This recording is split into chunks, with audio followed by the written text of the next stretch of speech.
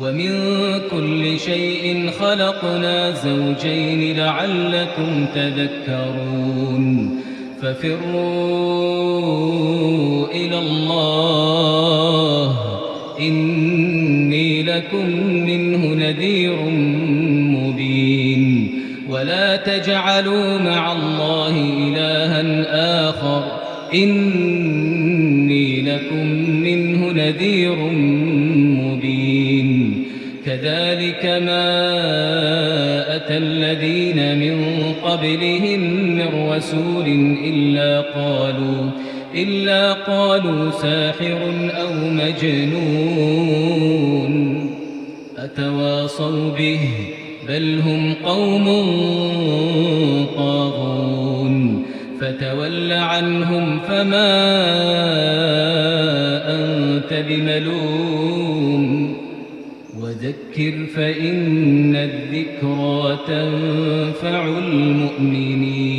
المؤمنين وما خلقت الجن والإنس إلا ليعبدون ما أريد منهم من رزق وما أريد أن يطعمون إن الله هو الرزاق ذو القوة المتين إن الحمد لله نحمده ونستعينه ونستغفره ونتوب إليه ونعوذ بالله من شرور أنفسنا ومن سيئات أعمالنا من يهده الله فلا مضل له ومن يضلل فلا هادي له وأشهد أن لا إله إلا الله وحده لا شريك له وأشهد أن محمدا عبده ورسوله صلى الله عليه وعلى آله وصحبه أجمعين وبعد السلام عليكم ورحمة الله وبركاته. lẹ́yìn ìgbà tí a dá ọpẹ́ fún Ọlọ́run ọba tí ọpẹ́ tó tọ́ sí, ọba tí ọpẹ́ tó yẹ, ọba alààyè tí ààyè ò jọ nǹkan kan nínú gbogbo ohun tó dá, ọba alágbára tí agbára ò jọ nǹkan kan nínú gbogbo ohun tó dá, ọba ṣèyéwù àdúpẹ́ tó ṣèmi àti ẹ̀yin ó sọwọ́ ti ṣe wá ní mùsùlùmí. àwọn ọbẹ̀ Ọlọ́run náà, Ọlọ́run jẹ́ àrí Islam gidi ṣe ká tó jáde kúrò láyé láti gbé Ọlọ́run láti padà bá Ọlọ́run ọba ní ẹni tí ó fi Islam tó dá fi bá Ọlọ́run fi pàdé Ọlọ́run ọba náà. mo wá tọrọ ìkẹ́ ìgẹ̀ fún Ànábì wa Muhammad sallallahu alaihi wasallam, akẹ́yìndé gba ẹ̀gbọ́n abiyamọ gbàjá gbọ̀rọ̀gbọ̀rọ̀, ìkẹ́ Ọlọ́run ìgẹ̀ Ọlọ́run orí ajẹ́jẹ́ tán rẹ̀ kún bá Muhammad ní ìlú Madina, àwọn ará alé àwọn sàábà àti gbogbo àwọn ẹni tí wọ́n fẹ́ fi ìṣẹ̀mí ayé wọ́n fẹ́ fi jẹ́ ti Muhammad. ẹ̀yọ́ ma yá mi ọ̀wọ́n jùlọ nínú ìgbàgbọ́, ìhun tá fi bára wa sọ̀rọ̀ ní òní òun náà ni ashukuru fil Islam hakikatu wa fadlu amuzahiru. ìhun tá mọ̀ ní ọpẹ́ nínú Islam, ọpẹ́ kí ẹ dúpẹ́, kí ni títóbi ọpẹ́ nínú Islam, kí ni Islam kọ̀ sí ká má dúpẹ́. ká má dúpẹ́ tá ń sọ yìí, ká má dúpẹ́ lérí ìlànà Ànábì Muhammad ni o, kìí ṣe ká má dúpẹ́ lérí ìlànà bídà o. ká dúpẹ́ lérí tí ó wọlé tó bá tọ́lọ́hun tó bá tànábì Muhammad sallallahu alaihi wasallam. tá bá wo ń pé ká dúpẹ́, àyọ́mọ ìyá bí ọ̀wọ́n jùlọ ní Islam, ọpẹ́ òun náà ni irfanul ihsan wa nashru, kéèyàn mọ ìdẹ̀ra oore, kéèyàn mọ̀ ń pè yí ìdẹ̀ra ni. ẹni tó bá rí ohun tá mọ̀ ní ìdẹ̀ra tó sì dá mọ̀ pé yí ìdẹ̀ra ni, tó sì wá ń fọ́n ìdẹ̀ra yẹn ń fọ́n ká, eléyìí ń dúpẹ́ ni. gbogbo ẹni tó bá rí ìdẹ̀ra ni, ó sì mọ ìdẹ̀ra náà ní ìdẹ̀ra nínú ọkàn rẹ̀, ó ń gbé jáde láhán oríkèríkè ẹ̀ wá ń padà fi hàn pé ìdẹ̀ra ni eléyìí ń dúpẹ́ fún Ọlọ́run.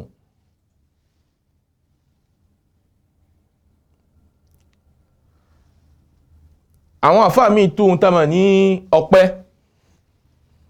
wa dhuhuru athari ni'matillahi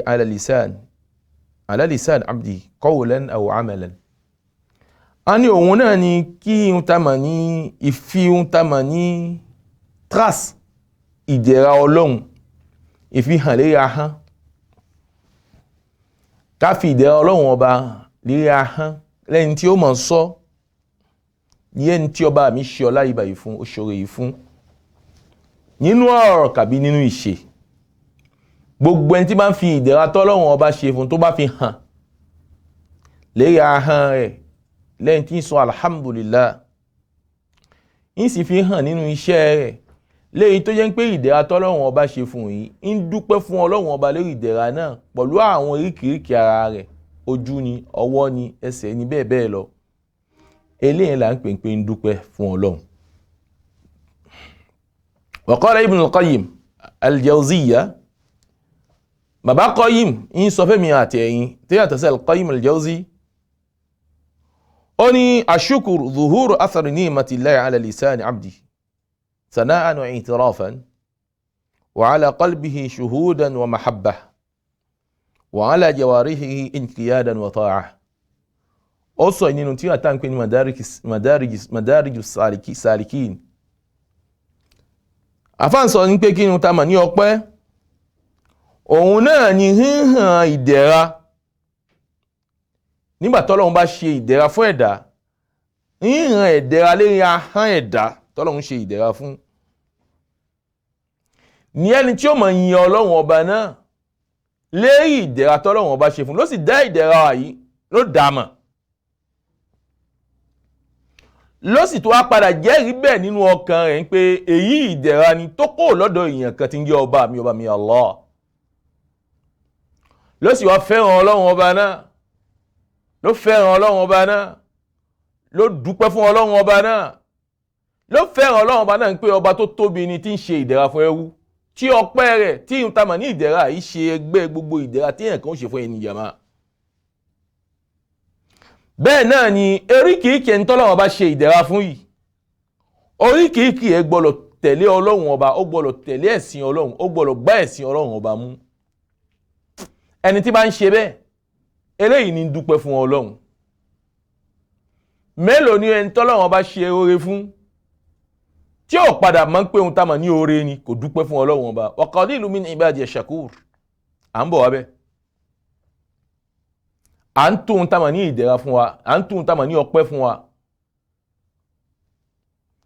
ọpẹ́ ó ṣe kókó sí ìgbésí ayé mùsùlùmí ó jàmá. gbogbo ẹni tí máa ń dúpẹ́ láyé, tí ń dúpẹ́ fún Ọlọ́run, ìdẹ̀ra pípọ̀ ló mọ̀ jẹ́ tonítọ̀hún. ìdẹ̀ra pípọ̀, oore pípọ̀ ó mọ̀ jẹ́ tonítọ̀hún láàárọ̀, lọ́sàn, lálẹ́, ní gbogbo ìgbà fi kulli hin. ẹjá wà lẹ́ni tí ó mọ̀ dúpẹ́. ẹni tó bá dúpẹ́ ó gbà mí sí lọ́dọ̀ Ọlọ́run, kọ́lọ́run lè kẹ̀mí àti ẹ̀yìn mẹ́ni tí ń dúpẹ́. ọ̀rọ̀ tí ń tà mà ní Ibn Qayyim tó sọ fẹ́mi àti ẹ̀yìn, ọ̀rọ̀ tó mọ̀ tóbi ni o. ó ní ń tà mà ní ọpẹ́ sẹ́ ashukur zuhuru asan ni'matillahi ala lisani abdi. àtútùn wílẹ̀ mẹ́ẹ̀kan fi kún ní pé ń tà mà ní ọpẹ́ òun náà ni híhàn tírásì ń tà mà ní ìdẹ̀ra, híhàn tírásì ẹ̀ lérí ahọ́n ẹni tá a ṣe oore fún, àti yìnyín Ọlọ́run, yìnyín ọba náà tó ṣe oore náà, àti ìdáǹpamọ̀ ń pé ó lè rí oore àti ọ̀dọ̀ Ọlọ́run ọba ni kì í ṣe ọ̀dọ̀ ènìyàn. èyàn ò tó bẹ́ẹ̀. èyàn lè jẹun tamọ̀ ní moyen, àmọ́ ẹni gangan tó ṣe òun náà ni ọba mi Allah. wa ala qalbihi shuhudan wa mahabba. bẹ́ẹ̀ lólú ẹ gbọ́dọ̀ jẹ́rìí nínú ọkàn rẹ̀ lọ́hùn pé àlóore ìṣẹ́ orí ẹ̀dá kọ́, ẹ̀dá ò tó bẹ̀ láti ṣoore bẹ́ẹ̀ fóun bí ìbá ṣe pọ̀ ọba tó tóbi ni. bẹ́ẹ̀ náà ni wa ala jawarihi inqiyadan wa ta'a. ẹni tó bá mi wá ṣoore fún yìí ṣe rí gbogbo eríkìíkì ara rẹ̀ látòkè káfàtàn pátápátá ó gbọ́dọ̀ hàn ní pé eléyìí ń fi oríkìíkì náà fi dúpẹ́ fún Ọlọ́run ọba lérí ìdẹ̀ra tọ́lọ́run ọba ṣe fún ẹni tó bá jẹ́ bẹ́ẹ̀ tó ṣe bẹ́ẹ̀ tó gbé ìgbésẹ̀ bẹ́ẹ̀ onítọ̀hún ló mọ̀ dúpẹ́ fún Ọlọ́run ọba mi Allah.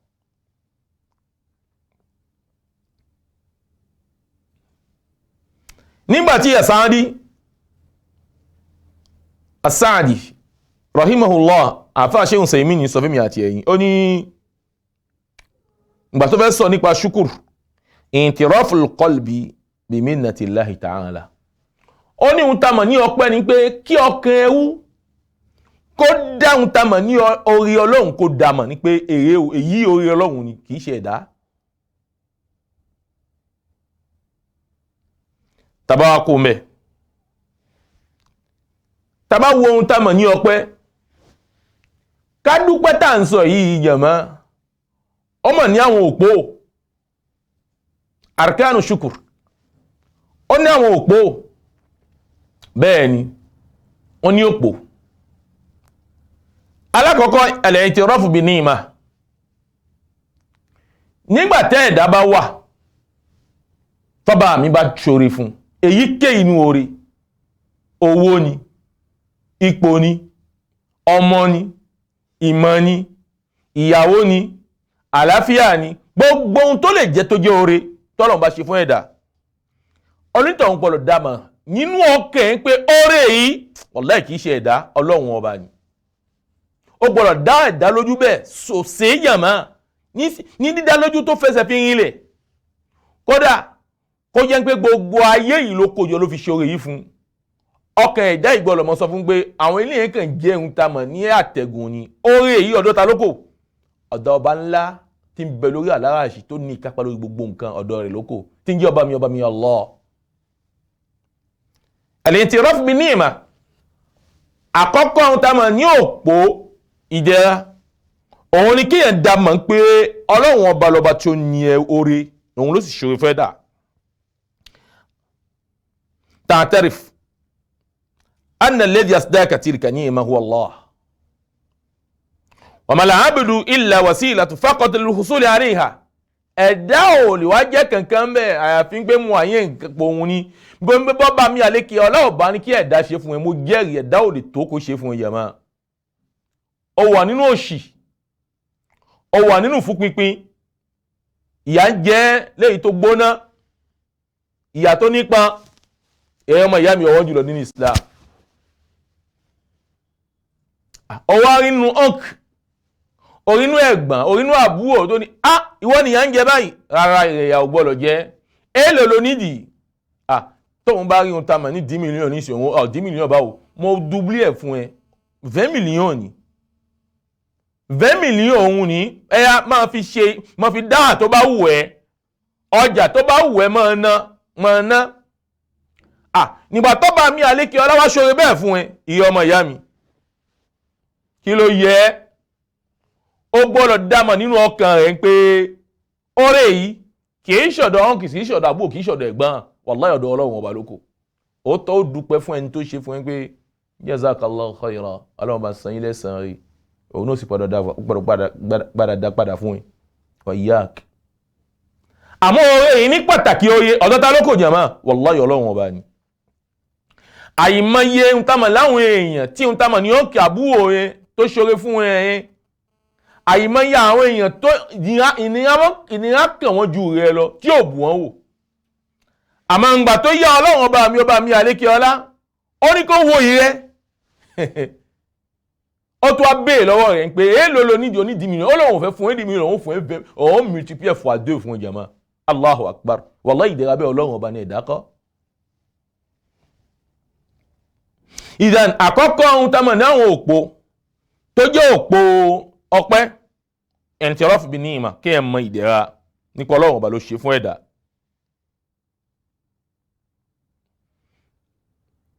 wa mal abd fala لأن هذا فعل الجهال الذين في عقيدتهم زيغ الضلال فهم ينسبون النعم لغير بارئها àfààní léyìí tá a máa rí lọ́dọ̀ àwọn ẹlòmíì láwọn tó ń pa àkídà wọn àdìọ́kàn wọn ó ti mẹ́hẹ àdìọ́kàn ti dọ̀tí ẹlẹ́mí ò mọ̀ sọ fún yín pé tóun bá kó nílé dòtó báyìí àdòtó lágbájá ni o ó mọṣẹ́ bí kan tóun bá tó àárẹ̀ bá kó fóun nísìnyí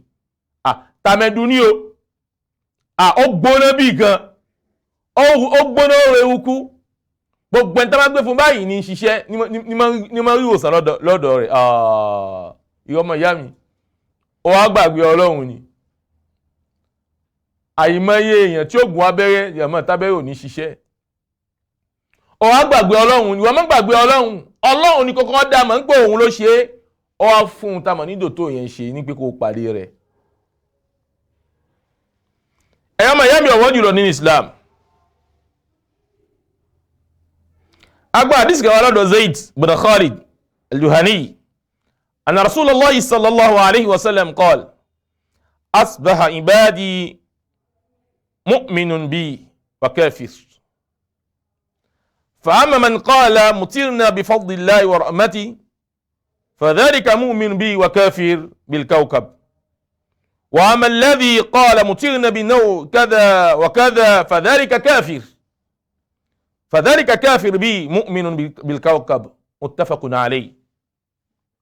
ẹ má jẹ́ gbàgbé o òpó tá mọ̀ lópò ọpẹ́ là ń sọ lórí rẹ̀ o òun náà ní kí ẹ dá mọ̀ pé ọlọ́run ọba ọ̀dọ̀ rẹ̀ ní ìdẹ̀ra ń kó agbẹ́ àgbàwá kan fún wa nípa bí pé hadith kudusi ni tánàbí fi ń yé wa mi àti ẹ̀yin pé ọlọ́run ní ilẹ̀ mọ́ ń bá ẹ̀wú òun ọlọ́run àwọn ẹ̀wú òun ọlọ́run ilẹ̀ mọ́ bá wọn ń bẹnu wọn tó di mùmínì sì ń bẹnu wọn tó di gèfèrí ń bẹnu wọn tí wọ́n nígbàgbọ́ ó sì ń bẹnu wọn tí wọ́n di gèfèrí pẹ̀lú ọ̀rọ̀ tí wọ́n ń sọ kí ló á mú àkọ́kọ́ di gèfèrí kí ló mú ẹlẹ́kejì di gèfèrí lọ́dọ̀ òun ọlọ́run òun ní pé ńgbà tí òjò rọ̀ nígbà tí òjò tó rọ̀ èèyàn kan wá ń sọ pé òjò tó rọ̀ yìí pẹ̀lú ìkẹ́ ọlọ́run làwọn fi rí òjò àti àánú rẹ̀ làwọn fi rí òjò lẹ́yìn ìgbà tí wọ́n ń gbé òǹgbẹ òjò ọlọ́run ní ẹni tó sọ bẹ́ẹ̀ láàrin àwọn sàábé kó máa jẹ́ ẹ̀kọ́ fáwọn ẹni tó wí gbé lóhùn yìí Ọlọ́run ti jẹ́ olùgbàgbọ́ òdodo olùgbàgbọ́ òdodo lẹ́yìn olùgbàgbọ́ òdodo hàn náà lélẹ̀ nítorí pé wọ́n mọ̀ ń pé òjò ìkẹ́ ni ìkẹ́ yóò lè wá kó lọ́dọ̀ èèyàn kàyàfi ta ni yàmá ọ̀dọ̀ ọba mi Allah ẹlẹ́kẹ̀ẹ́ tó di gèfèrí mú mi nílò òun náà àmọ́ gbólóhùn tó sọ ló sọ di gèfèrí èyí tí wọ́n náà máa ń sọ táwọn àpèjú rẹ̀ wá fún ẹ̀ kí ló nítọ̀ òun sọ ìgbà tó jò rọ̀ ó ní ìràwọ̀ báyìí ló pàdé ìràwọ̀ báyìí lòjò fi rọ̀ subhanallah ó wá gbé òjò ó gbé kó lọ́dọ̀ ọba tí ń rọ òjò ó gbé sọ́wọ́ ìràwọ̀ ọlọ́run ló di gèfèrí lọ́dọ̀ òun ọlọ́run ọba nítorí pé ìdẹ̀ra ọlọ́run ọba ìdẹ̀ra òun ọlọ́run ọba tí ń jẹ́ òun tamọ̀ lójò ó gbé kó lọ́dọ̀ òun tóun ni wá gbé sọ́dọ̀ òun tamọ̀ ní ẹ̀dá òun ọlọ́run nítorí ẹ̀ ó di gèfèrí lọ́dọ̀ òun ọlọ́run ọba. ẹ̀yọ́ máa yá mi ọ̀wọ́n jùlọ ní Islam mélòó nu wa náà tójò bá rọ̀ a mọ̀ sọ pé wọ́n tẹ̀sí fòjò yìí wọ́n fi ń lẹ̀ wọ́n fòjò yìí lẹ̀ lòjò yìí fi ń rọ̀ ta ló fẹ́ mú òjò dúró dàn mọ́ mo béèrè lọ́dọ̀ rẹ̀ kò sí baba ńlá onítọ̀hún tó mú òjò dúró nígbà tọ́lọ́run bá ní kójò rọ̀ kàbí bẹ́ẹ̀ kọ́ nígbà tá a bá ṣe nǹkan ṣíṣe lọ́dọ̀ àwa káàrọ̀ jíire àwọn lọ pe àwọn ohun tamọ̀ láwọn àwọn ọ̀mùtí àwọn amúgbó àwọn tí wọ́n ní ẹ̀sìn lára jàmá á ní kí wọ́n bá já òjò kan dá dúró fún wa ní sẹ́mọ̀ kójò máa ń rọ̀ la ilaha illallah la ilaha illallah wa hada kufur ẹbọ tó nípa ìṣègèfèrí pẹ̀lú ọlọ́run ọba ìwọ orogún pẹ̀lú ọlọ́run ọba tá làwọn tó tó bẹ́ẹ̀ láti padà jẹ́ kí òjò máa rọ̀ jàmá wọn tó bẹ́ẹ̀ wọn lè ṣe jàmá ọwọ́ ní kọ́dọ̀ àwọn ẹni tí wọ́n sì ń ṣe kí ní pé kọ́dọ̀ dúró yìí àwọn ta ni aláwọn ta ni agbọ̀npá alájí lágbájá kódà ló mọ̀ fi tú tàbọn ni mọ́kà tóhun ti lọ ó ti fẹ́ tó 10 báyìí ó lè lọ 20 mọ́kà jàmá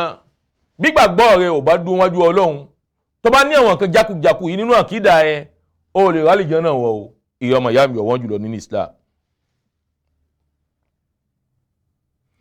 ọ̀nà ẹlẹ́kẹ̀ẹ́jì tó jẹ́ àwọn òpó tó jẹ́ òpó ọpẹ́ atahaddusu biha was-sana'u 'ala al-mun'im. tọ́lọ́run bá ṣe fún yẹn wọ́n sọ ni fa amma bi ni'mati rabbika fahaddith. kìí ṣe sísọ ohun tá a mọ̀ ní ti fáàrí, kìí ṣe gbọ́ fi ń ṣe ìgbéraga.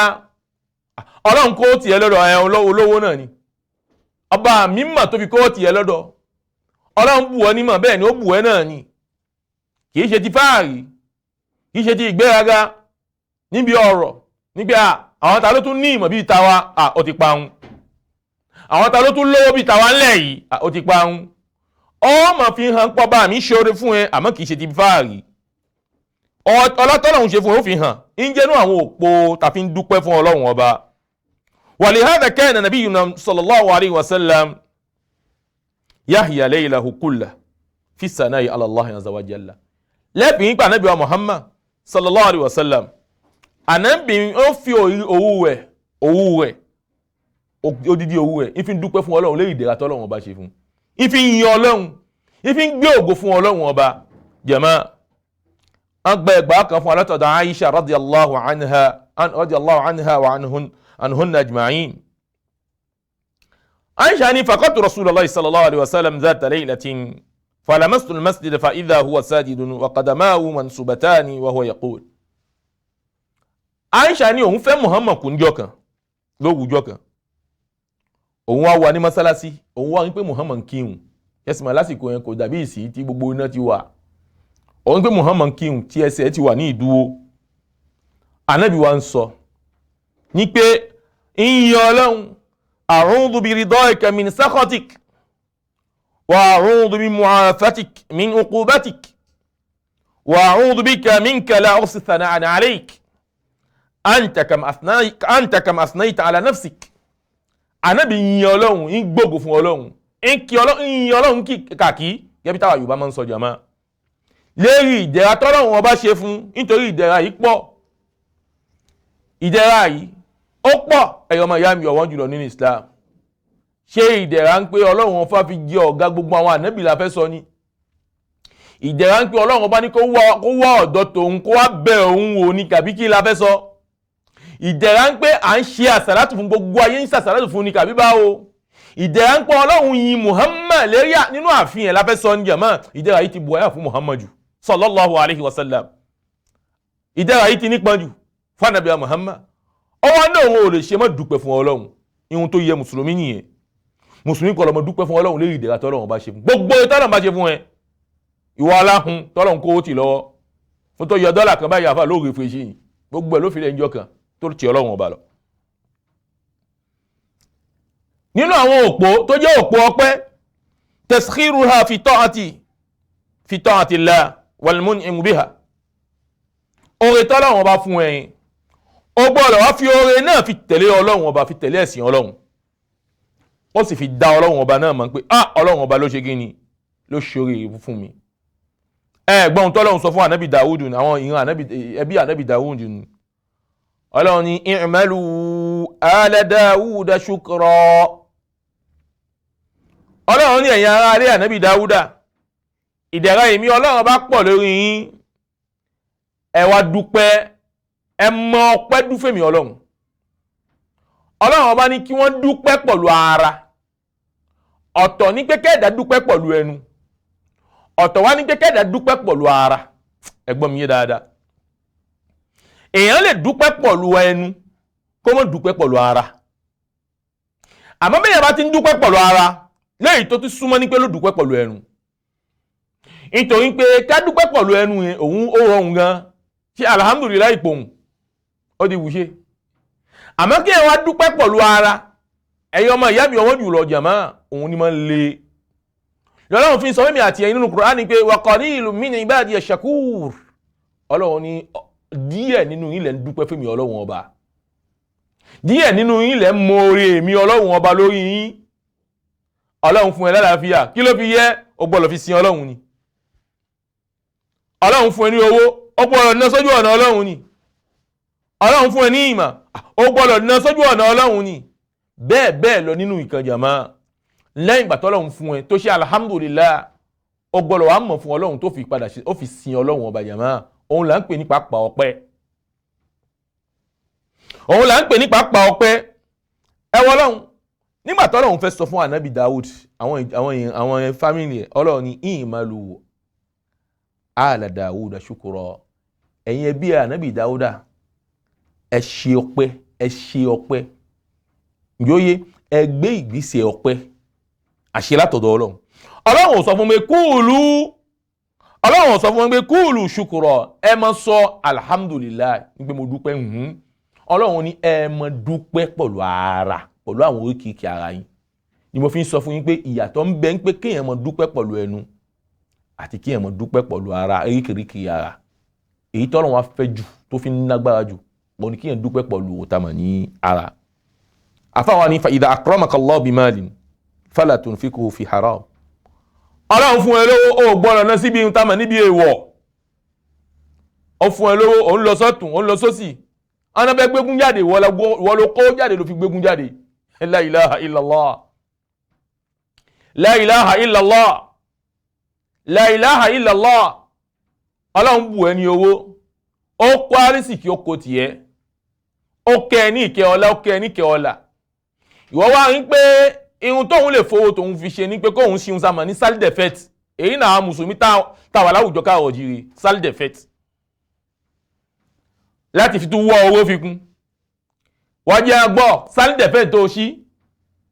wọ́n mú tí ń bẹ̀ wọ́n ṣe kan haramu bẹ̀ wọ́n ṣe ṣìnà bẹ̀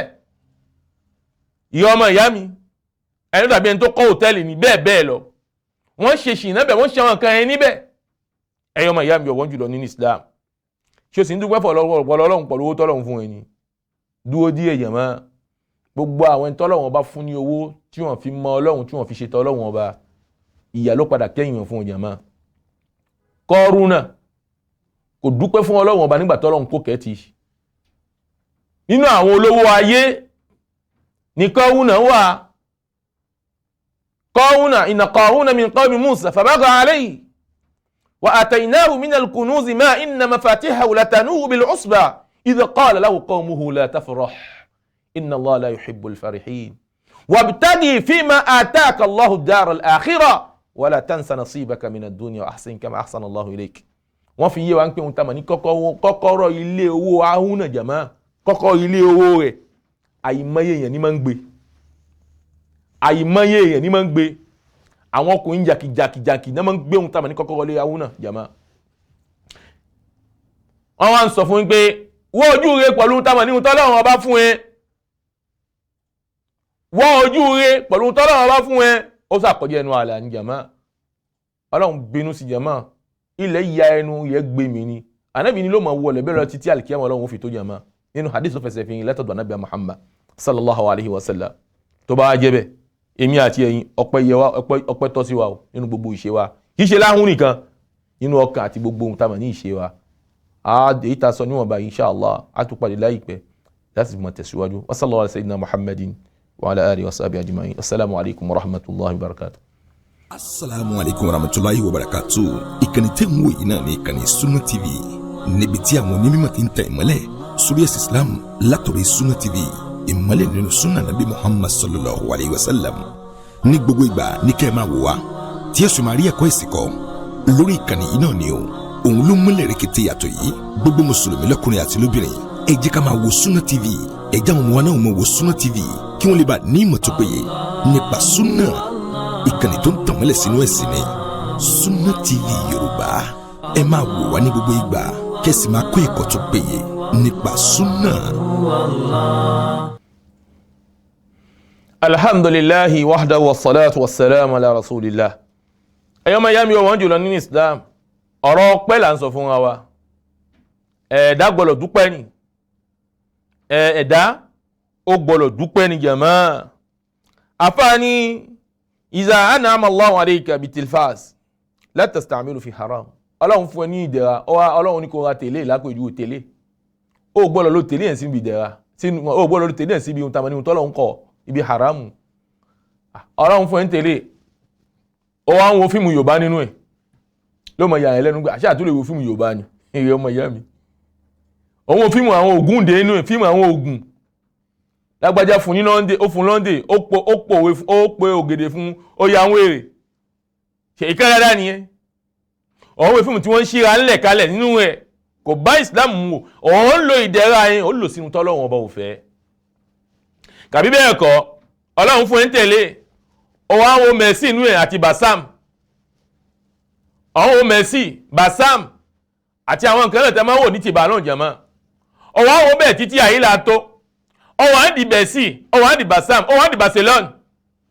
bẹ́ẹ̀ títí àyílà tó jẹ̀mọ́ alásàí wọlé ó sì wá àǹdí Barcelona òun lo ìdẹ̀ra rẹ̀ òun lò síbi tọ́lọ́run ọba ò fẹ́ ó dúpẹ́ orí tọ́lọ́run ọba ṣe fún ẹ ìrọmọ ìyá mi ọ̀wọ́n jùlọ ní Islam Ọlọ́run fún ẹ ní ìdẹ̀ra ó ṣe owó fún ẹ ó wá ra internet ṣé bá kọ́tọ̀ internet tastahdimuha fi da'wati ila Allah ìgbà tọ́lọ́run fún ẹ ní internet owó ra internet wifi ó ṣe sílé èyí tó wà máa fi wo dáwà fi wo pépé ẹ̀jẹ̀ ń wo wá sí táwọn àfáà tó báyìí láti wọ́n ṣe kì í gbọ́rọ̀ Ọlọ́run irọ́ ń fi internet ó fi wo film pornographic la ilaha illallah ó fi internet yẹ ó fi wo àwọn ìranù lágbàáyé ó fi wo ohun tamọ̀ ní àdánù jàmáà ó dúpẹ́ ìdẹ̀ra ohun tamọ̀ lẹ́tẹ̀ẹ́nẹ̀ tọ́lọ́run fún ẹ o náà ó dúpẹ́ rẹ ó ń ṣe àyìmọ̀ rí Ọlọ́run ọba ìrọmọ ìyá mi ọ̀wọ́n jùlọ ní Islam bẹ́ẹ̀ náà ni ẹni tọ́lọ́run fún ní ìmọ̀ ó gbọ́dọ̀ mọ́ náà ní sójú ọ̀nà Ọlọ́run ẹni tọ́lọ́run bá fún ní ọmọ ó bù ẹ́ lọ́mọ ó gbọ́dọ̀ lọ́mọ yìí sójú ọ̀nà Ọlọ́run báwo là ń pè mí kí ẹ̀ ná ọmọ sójú ọ̀nà Ọlọ́run jàmá mélòó nú ọmọ tó yọmọ tamọ̀ lọ́mọ ẹ̀ ń kéwú gidi ojú ọ̀nà ayé là ń lò wọ́n sí ẹlẹ́mìí mọ̀ sọ pé ọmọ mi ò fẹ́ dàfà o òyì hàn ọmọ mi ò fẹ́ dàfà o àfà wa di gíní àfà wa di ìgbó lọ́dọ̀ wa káàrọ̀ jíire Ọlọ́run ó là wá ló sì kó ayọ̀ kó lọ́wọ́ yín ọmọ mi ò fẹ́ dàfà o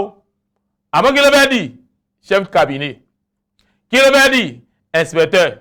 kí ló fẹ́ di ministre bẹ́ẹ̀ lọ jẹ̀mọ́ náà wàhálà ayé tẹ́dá ò lè mórí bọ́ jẹ̀mọ́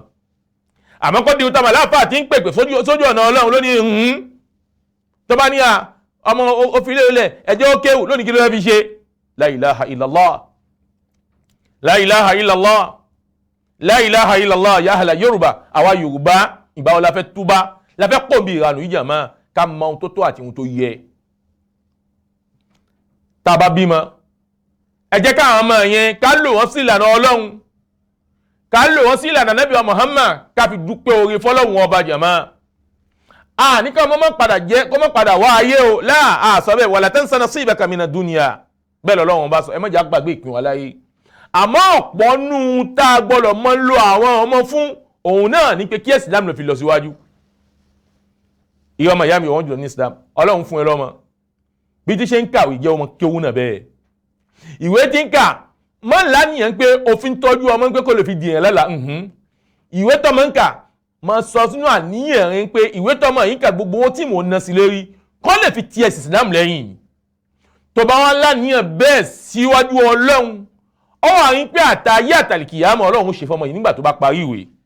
ìyá ẹ̀ ní jẹ́ ọ̀pọ̀ nù wa mélòó nù ọmọ tó ní licence tó ní matric tó ní doctorat wọ̀ lẹ́ẹ̀kan fi ṣe gangan àtúnpadà kọ́ wọn lọ́wọ́ bíi sáàkì ni à ń kọ́ wọn lọ́wọ́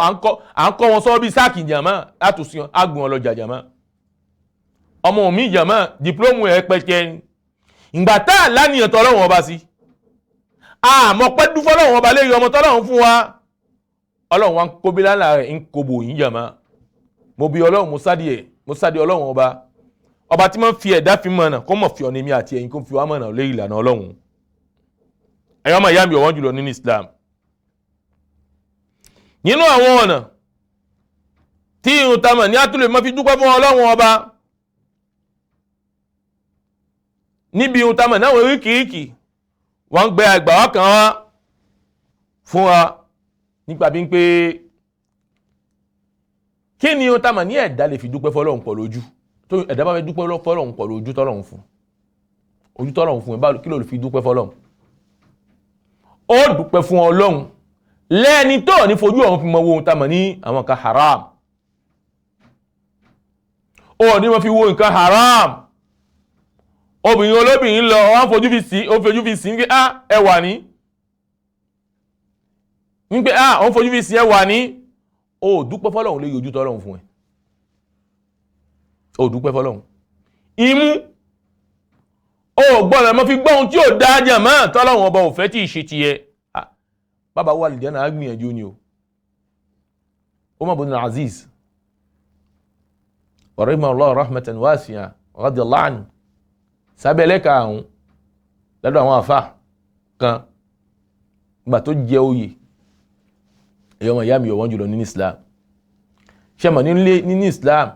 a máa ní ilé kẹta máa ń pè ní Baitul Zakat èyí ní ilé zaka ilé owó báwo ní máa ń ṣẹlẹ̀ ní pé àwọn mùsùlùmí náà máa ń kó àwọn nǹkan ìníwá gẹ́gẹ́ bí zaka owó gbàdo àwọn nǹkan oúnjẹ àwọn parfum lásìkò tí ohun tá mà ní sàbẹ̀ lásìkò tá ọkùnrin wa jẹ oyè àwọn agbé ohun tá mà ní parfum kan wá fún àwọn mùsùlùmí gbé kan gbé sí ilé owó àwọn mùsùlùmí arákùnrin yìí tí ń jẹ́ Umar ibn Aziz wa ní kan gbé wá kó òun wo nǹkan tí wọ́n ń gbé wá ìgbà tó yín pé parfum yìí ó wá fọwọ́ fi dimú rẹ̀ báyìí náà ó fọwọ́ fi bomú wọ́n wá ń bèèrè lọ́dọ̀ yín pé báwo ló ṣe jẹ́ àtúgbé parfum tó fọwọ́ fi bomú ó ní parfum yìí kìí ṣe tòun táwọn mùsùlùmí ni kò wá tọ́ sóhun kóhun mọ̀ gbọ́ símú la ilaha illallah inna as-sam'a wal basara wal fu'ad kullun ulaika kana anhu mas'ula ṣe rí ohun tá mà ní igbọ́ wa ìríran wa àti ẹ̀mí àti ẹ̀yìn ọlọ́run bèèrè báwo la ṣe lò ó ẹ̀yà mi ọ̀wọ́n jùlọ nínú Islam ó ti ẹsẹ̀ wa a gbọ́dọ̀ fi dúpẹ́ fún ọlọ́run mo ṣàlàyé fún yín pé ìyàtọ̀ ń bẹ láàrin ohun tá mà ní ashukuru walhamd shukuru àti hamd gbọ́ ọ̀nà méjì ashukuru yakunu bil jawarih walhamdu yakunu bil lisan wa bil qalb méjì ló gbọ́dọ̀ pèsè lọ́dọ̀ mùsùlùmí tó yẹ mùsùlùmí gidi àfáàní ohun tá mà ní shukuru pọ̀lú ohun tá mà ní oríkìíkì ara fi ń dúpẹ́ fún ọlọ́run pọ̀ oríkìíkì ara wa tó bá dúpẹ́ fún ọlọ́run oríkìíkì ara wa náà ló fi rí Ànábì Muhammad sallallahu alaihi wasallam ìgbà tí ó fẹ́ dúpẹ́ fún ọlọ́run kí ló ṣe ó ń kírun fi yin ọlọ́run hákàdà ó fẹ́ ara fi sin ọlọ́run ni àmọ́ hamdu wọ́n máa ń jáde lẹ́yìn ahọ́n àti ọkàn náà lẹ́fì àfáàní dhalika nasma bi sujudi shukur wala nasma bi sujudi hamd ẹ̀yìn pé à ń pè kàtà máa ń pè ní sujudi shukur ìtumọ̀ ní pé ọlọ́run bá ṣe kan fún yẹn ní ìsìlá pẹ̀lú ìwé nísìn tó ń pè ìdẹ̀ra ní pé kàbí ń fún ẹ ní ìrò pé ẹwù ẹ báyìí tó jẹ́ báyìí o alhamdulillah tó sọ ní wọ́n rí o ẹ̀dá lè sùjá lẹ́ẹ̀kan náà sadatu shukur láti fi dúpẹ́ fún ọlọ́run liana shukuru yakunu bil jawarih nítorí pé ṣúkúrù sẹ ọpẹ́ a máa ń dúpẹ́ pẹ̀lú ara ni oríkìíkì ara ẹlẹ́kẹ̀ẹ́jì ashukuru yakunu indal bala walhamdu yakunu ala kulli hal àfáàní ohun tá mà ní ṣúkúrù tá mà ní ọpẹ́ ansa bá tètè máa ṣẹlẹ̀ nígbà tí ìjẹ̀ra bá wá walhamdu yakunu ala kulli hal walhamdu yakunu ala kulli hamdu èyí náà ọpẹ́ ń pẹ́ alhamdulillah gbogbo gbà lérí tí ìṣiríṣi tí yẹn bá wà nìyẹn lè máa dúpẹ́ yìí jàmá kí lọ́lá tí wọ́n ń bẹ fún ta mà ní ọpẹ́ dúdú ọlá tí ń bẹ fún ǹjọ́ ọlá sì ń bẹ fún ọpẹ́ dúdú bẹ́ẹ̀ ni ọlá ń bẹ fún ọpẹ́ dúdú jàmá ẹwọ́ ọlọ́run gbàtọ́ ọlọ́run fẹ́ sọ ọlọ́run ní inna as-safa wal marwata min sha'airillah faman hajja al-bayta aw i'tamara fala junaha alayhi an yattawafa bihima waman tatawwa'a khayran fa inna Allaha shakirun alim ibẹ̀ yẹn ọlọ́run ọba pè é ní shakirun alim ìgbàtọ́ lọ ń sọ nípa ohun tamà ní sọ́fà àti nọ́rọ̀wà ọlọ́run ọlọ́tí tó ní inna Allaha shakirun alim ohun ọlọ́run ọba ohun ní èèyàn kan tóun mọ́ dúpẹ́ fún ẹwú lérí ìgbà tó bá ṣe oore kí náà ń pè kọ́lọ́run mọ́ dúpẹ́ fún ẹwú lérí ìgbà tó bá ṣe oore ní pé bólútọ̀ bá ṣe oore tó bá ṣe oore tíntín báyìí síwájú ọlọ́run ó sì wá mú oore tíntín yẹn ló ṣe àìlọ́pọ̀ ẹ̀ fónítọ̀hún fi rí ẹ̀san tó pọ̀ lọ́dọ̀ ọlọ́run bí ẹ bá ṣiṣẹ́ tó pọ̀ rẹpẹtẹ tí ò sí ohun tá mà ní ìkìláṣí rẹ̀ tó wá padà ronúpìwàdà tó dìmọ̀ ọlọ́run ọba tó tọ́ àforíjì lọ́dọ̀ ọlọ́run àwọn àṣìṣe ọlọ́run wa àkádànù ló fi ohun tá mà léyìí tó dá lórí ló fi rọ́pò fún òun là ń pè ń pé kọ́lọ́run jẹ́ ọba tí ń dúpẹ́ fún ẹni lérí ìdẹ̀ra. ọlọ́run tún sọ mọ́ nínú àyà mi inna Allaha ghafurun shakur ó tún pè é bẹ́ẹ̀ wallahu shakurun halim ó tún pèrè bẹ́ẹ̀ wa huwa alladhi la yudi'u ajru man ahsana amala ọlọ́run ọba òun lèèyàn kan tó jẹ́ pé ẹ̀sẹ̀ èèyàn ọlọ́run yìí rà láre tó o bá ṣe dáadáa wallahi yóò rí ló fi ní faman ya'mal mithqala dharratin khayran yara bó o bá ṣe oore tíntín bá bí ọmọ náà gún ọlọ́run ní òun fi hàn ó sì rí faman ya'mal mithqala dharratin sharran yara ó bá mọ̀ bí ọmọ náà gún bí ohun táwọn lábú ó sì torí lọ́dọ̀ ọlọ́run ọba ìyọmọ ìyá mi ọ̀ọ́ jùlọ yashkul qalil min al-amal al-khalis bí iṣẹ́ tó bá mọ bí ọmọ náà gún bí àtọ́m tó kéré tíntín báyìí jàmá tí ìkìláṣù bá wà nínú ẹ̀ jàmá ìmọ̀ dùnmọ̀ ọlọ́run mọ̀ sẹ́ lẹ́sàn-án rẹ̀ jàmá ọlọ́run sì máa gbàdúrà ẹ̀dá lérí rẹ̀ jàmá.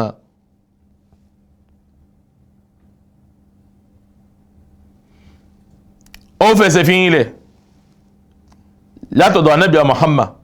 hadith muttafaqun alayhi tí wọ́n gbà fún látọ̀dọ̀ anábìá Muhammad arákùnrin kan baynana rajulun yamshi fashtada alayhi al-'atash arákùnrin náà ń lọ ni nígbà tí ń lọ ẹ̀yọ́ ọmọ ìyá mi ọ̀wọ́n jùlọ ní Islam ògbẹ́ wa gbẹ́ fanazala bi'ran fashariba minha ó wá sọ̀kalẹ̀ sínú tamà nínú kànga kan ó mu omi nínú kànga náà summa kharaja fa idha huwa bikalbin yalhath yakulu thara min al-'atash ìgbà tó fi jáde kó nu kànga yẹn padà ó wá rí tamà ní ajá kan ajá náà ògbẹ́ngbẹ́ wá jẹ yẹ̀pẹ̀ jàmá ní ògbẹ́ gẹ́bí ìfẹ́nu fi kó yẹ̀pẹ̀ jẹ̀mẹ́ nílẹ̀lẹ̀ pẹ̀lú ohun tamà ní òǹgbẹ̀ tí ń gbẹ́ jàmá faqal arákùnrin wa sọ pé ó dàbí pé laqad balagha hadha mislu alladhi balagha biya ó dàbí pé ìnira tó kàn mí níbi òǹgbẹ tẹ́lẹ̀ òun náà ní kàn ajá yìí kí ló wá ṣe famala khuffahu thumma amsakahu bifayhi ó wá wọnú kànga náà ó wá bomi sínú tamà nínú bàtà tí ó gbé ó wá fẹnu fi mú tamà ní bàtà náà bẹ́ẹ̀ títí ó jáde padà thumma fasaqal kalb ó wá padà gbé omi ó gbé fún ajá yìí bí kájá yìí kó mú fashakara Allahu lahu faghafara lahu Allahu akbar ọlọ́run wá dúpẹ́ fún ọlọ́run àforí ẹ̀ṣẹ̀ ó fi jí onítọ̀hún ẹ̀yin náà wò iṣẹ́ kékeré tó ṣe ó ṣe pẹ̀lú ohun táwọn aláníyàn kan ọlọ́run wá dúpẹ́ fún ó dúpẹ́ fún onítọ̀hún ó wá forí yìí qalu ya Rasulallah àwọn sábẹ́ wọn sọ fún ànábì Muhammad pé wa inna lana fil bahaim ajra ṣe àtùmọ̀ lẹ́sàn lára àwọn ẹranko ni ànábì ni qal fi kulli kabdin rutbatin ajr gbogbo tó bá ti lágbẹ̀dù tẹ́ ẹ bá ti ṣoore fún jàmá ẹ̀san wà tẹ́ mọ̀ gbà lọ́dọ̀ ọlọ́run ọba subhanallah èyí ló fi hàn áyè mọ ìyá mi ọ̀wọ́n jùlọ nínú pé a gbọ́dọ̀ fi iṣẹ́ olóore bó bá mọ bí ọmọ náà gún báyìí a gbọ́dọ̀ mọ fi ṣeré tèmi àti ẹ̀yin fún dúpẹ́ fún ọlọ́run ọba lérí ìdẹ̀ra tọ́lọ́run ọba tó bá ṣe fún wa nítorí pé ọlọ́run ṣèdẹ̀ra fún tàmàlàkùnrin yìí èyí tó kó sínú kànga tó fi fún lómi mu ọwọ́ ní èrè o òun gbọ́dọ̀ dúpẹ́ fún ọlọ́run ọba ọ̀gbẹ́ nígbẹ̀hún òǹgbẹ tó lè mú ikú wá ní tọ́lọ́run ṣe yí fóun òun gbọ́dọ̀ dúpẹ́ fún ọlọ́run ọba lérí ìdẹ̀ra ó wá dúpẹ́ fún ọlọ́run lẹ́yìn tó fi ń ṣe dáadáa jàmá Allahu akbar ọlọ́run wá sí kí ni ọlọ́run yọ́nú sí jàmá ọlọ́run wá forí ẹ̀ṣẹ̀ ó fi jí jàmá ẹ̀yọ́ ọmọ ìyá mi wọ́n yìí ní Islam asúkùrú sífàtún lànbíyà ọpẹ́ dúdú nínú àwọn ìròyìn àwọn ohun tamọ̀ ní ìròyìn àwọn ànábì ọlọ́run ni ẹ̀gbọ́n ni gbàtọ́lọ́run sọ fún ànábì Nuh ọlọ́run ni zuriyata man hamalna ma Nuh innahu kana abdan shakura ọlọ́run ni innahu kana abdan shakura ọlọ́run ni tamọ̀ ní Nuh ẹ̀wù kan tí wọ́n dúpẹ́ fún wọn ọlọ́run ọba Allahu akbar gbàtọ́lọ́run fẹ́ sọ fún ànábì Ibrahim alayhi salatu wassalam ọlọ́run inna Ibrahim kana ummatan qanitan lillah hanifa walam yakun minal mushrikin shakiran li an'umi ọlọ́run ní ìtàmà lánàbí Ibrahim èèyàn kan ní shakiran li an'umi ìmọ̀ dúpẹ́ ìdára ohun ọlọ́run ọba lóòdù lẹ́nu lóòdù pẹ̀lú ọkàn lóòdù pẹ̀lú gbogbo ara ìṣesí mùsùlùmí ní ẹ̀yà máa ní mùsùlùmí tó tọ́ ní mùsùlùmí tó dá mùsùlùmí tó rẹwà ó gbọ́dọ̀ mọ̀ dúpẹ́ pẹ̀lú ahọ́n lóòdù dúpẹ́ pẹ̀lú ọkàn lóòdù dúpẹ́ pẹ̀lú oríkèéríkèé ara àwọn jàwárì jàmá ẹjá wọ àyà yìí ọlọ́run ní inna Ibrahim kana umma ọlọ́run ní ànábì Ibrahim kana umma ọlọ́run ní ohun tàmà ní ìjọ ànábì Ibrahim èèyàn kan ní òmí ọlọ́run pè ní umma èèyàn kan ọlọ́run pè ní umma nínú àyà mi ńgbà táwọn gèfèrí tí wọ́n fẹ́ padà ní ànábì Ibrahim tó fẹ́ ní lára dàmọ́ tọ́lọ́run sì dáàbò ẹ̀bò wọ́n ní inna sami'na fatan yazkum yuqalu lahu Ibrahim. Ìgbà táwọn gèfèrí fẹ́ pa ànábì Ibrahim wọ́n pè ní fata, wọ́n pè ní ọmọdé kan, ọmọdékùnrin kékeré kan. Àmọ́ ìgbà tọ́lọ́run fẹ́ pè báwo lọ́lọ́run pè ọlọ́run ní umma, ọlọ́run ní community ni subhanallah. Dalil lèyí tadabbur Qur'an táwọn afáàfin sọ fẹ́mi àti ẹ̀yin pé bàbá padà bá ọlọ́run ọba dúró jàmá, kò sí ohun tó tún lè ṣe wá jàmá. Iyì ọlọ́run ó tó sì rẹwà ju gbogbo iyì tẹ́lómi lè fún wa lọ tí ì ṣe mùsùlùmí jàmá, kàbí kó jẹ́ mùsùlùmí náà fẹ́ yìn wá jàmá. bẹ́ẹ̀ náà ni sayyidina shakirin nabiyina Muhammad sallallahu alaihi wasallam, bẹ́ẹ̀ náà nabi Muhammad sallallahu alaihi wasallam, anabi Muhammad sallallahu alaihi wasallam ṣe bí wọ́n gbé ẹgbàá fún alátọ̀dọ̀ rẹ̀ qal inna kana nabi sallallahu alaihi wasallam yaqumu an yusalli hatta taramu qaddama. Anabi Muhammad sallallahu alaihi wasallam kí wọ́n títẹ́ anabi Muhammad sallallahu alaihi wasallam anabi Muhammad owú pẹ̀lú pé ó ń dúpẹ́ ó ń kírun jàmá owú ẹ̀yìn tọ́lọ́run ghafara lahu ma taqaddama min dhanbi wa ma ta'akhkhar. Ẹ̀ṣẹ̀ tó fẹ́ ṣe ni tó ti ṣe ní Ọlọ́run ti fèríjì, pẹ̀lú bẹ́ẹ̀ náà ń kírun ẹ̀ṣẹ̀ tó wú. Kí ni ṣe yẹn jàmá? ń dúpẹ́ fún Ọlọ́run, ń fi oríkìríkì àfi dúpẹ́ fún Ọlọ́run, kò mọ̀ lé alhamdulillahi nìkan. Fa yuqalu lahu, wọ́n wá ń sọ fún Ànábì Muhammad sallallahu alaihi wasallam pé báwo ló ṣe jẹ́ o tún kírun ní Bukhari o kírun tún kírun Ọlọ́run ti fèríjì ẹ̀. Kí ló wí? Afala akuna abdan shakura. Ṣé ẹ̀yin ẹ̀ jẹ́ kí ẹ̀ wá kí wà nínú ẹrú tí ó mọ̀ dúpẹ́ fún Ọlọ́run? Ṣé ẹ̀ jẹ́ kí máa wà ẹ̀ fẹ́ kí wà nínú ẹrú tí ó mọ̀ dúpẹ́ fún Ọlọ́run ni? Ẹ̀yọ́ ọmọ ìyá mi ọ̀wọ́n jùlọ ní Islam. Wa amara Allah bi shukr. Ọlọ́run sì pè mí àti ẹ̀yin láṣẹ ní pé ọlá tí ń bẹ fún ọpẹ́ ká mọ̀ dúpẹ́ fún Ọlọ́run ọba ní gbogbo ìgbà. Ìgbà tọ́lọ́run fẹ́ sọ fẹ́mi àti ẹ̀yin, Ọlọ́run ní wa laqad atayna Luqmana al-hikma an ishkur lillah wa man yashkur fa innama yashkuru li nafsihi wa man kafara fa inna Allaha ghaniyyun hamid. Ọlọ́run laqad atayna Luqmana al-hikma. Ọlọ́run afún ànábì Luqman afún ní ohun tá a mà ní òye ajogun rẹ̀ fún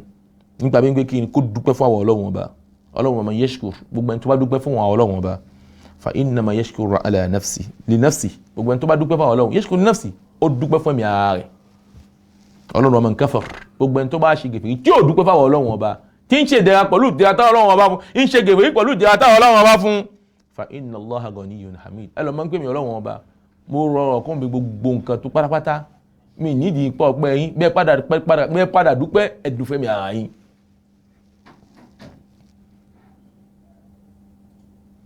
Ẹ̀yin Ọlọ́run ẹ̀yin ọmọ ìyá mi ọ̀wọ́n jùlọ ní Islam.